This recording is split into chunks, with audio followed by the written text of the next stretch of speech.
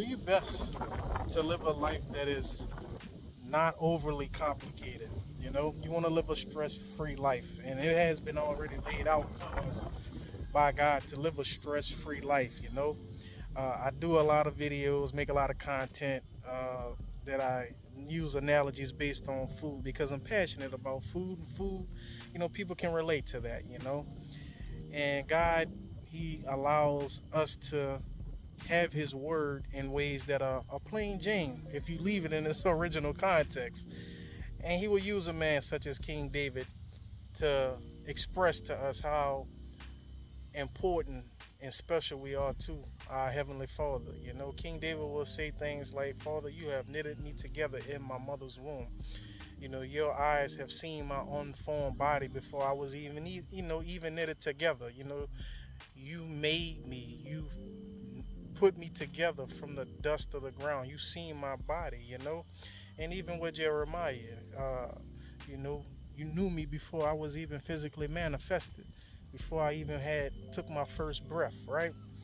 So for me, I think of these things and I put it into retrospect as if I'm doing what I do best, what I love to do, cooking. It's no different than if you were walking down the aisle in your grocery store and you seen a box of cake. You understand what I'm saying? And before you even get to see the actual manifestation of the cake sitting on your table with the icing drizzled all over that thing, you see it form on the outer box. You see it in its form before you even break the first egg. You understand what I'm saying? So what I'm getting at is this whole thing with this abortion stuff, man. Like, God is highly concerned about human life. He's in the intricate details of it. God's mind is always on the embryo. So if you reduce it down to that level, that that by itself will put us in a position to honor and obey Him on that level. Like, we shouldn't be having discussions and debates, whether in politics or even in our own personal households, about yay or nay on human life. The reason why you here because somebody didn't say yay on canceling your life. You understand? So whenever we stop thinking about our own personal life and what's convenient and what's not shameful to us, then we can have a better mindset on the things that God has given us freely for us to appreciate and to honor Him with, and our bodies being one. You don't take it upon yourself to just, hey, I'm going to do what I want to do with this body because it's mine. Your body is not your body. That's somebody else's property.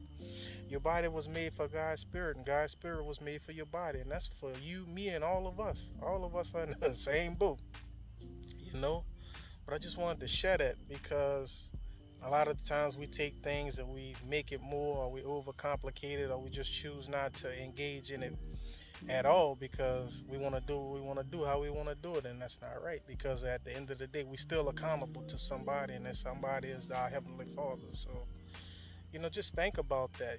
Think about how these people are advertising things to you: clothes, things in your grocery stores, running commercial ads. Before you have the full physical manifestation of this stuff in your possession, they allow you to see it so that your mind can be constantly working on getting it. You understand?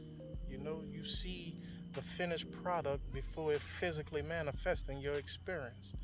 So it's the same way with the child, with the embryo, and God's mind is always on that embryo, that child, because that gives Him a license, authorization for His Spirit to dwell and do business here on this earth. Whether or not, if that's what you want to do, if you don't partake in it or submit your body to Him, His work's still gonna get done regardless. But it's pleasing to Him whenever you honor Him with your body. You don't allow yourself to just lay down with any old body, or to put things into your body that it doesn't need.